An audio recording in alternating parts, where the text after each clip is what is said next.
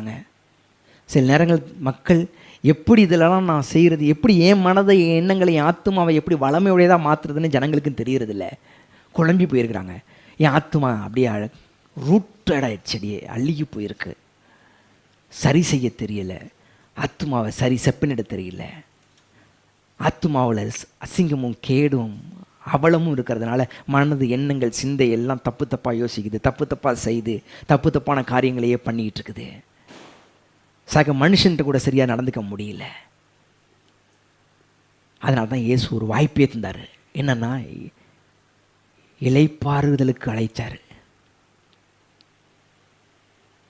கெட்டு போய் கர்த்தரோட சமூகத்தில் இருந்து கெட்டு போய் திரும்பாமல் இருந்தவங்களையும் திரும்புங்க, உன்னை மறுபடியும் இளைப்பாறுதலுக்குள்ள தரேங்கிறாரு. இல்லை, கர்த்தரையே நான் பார்த்ததே இல்லை, ஆனால் நான் கெட்டு போயிருக்கேன், என் வாழ்க்கை மாறணுங்கிறவங்களையும் வாங்க, வருத்தப்பட்டு பாரம் சுமக்கிறவர்களே நீங்கள் எல்லாரும் என்னிடத்தில்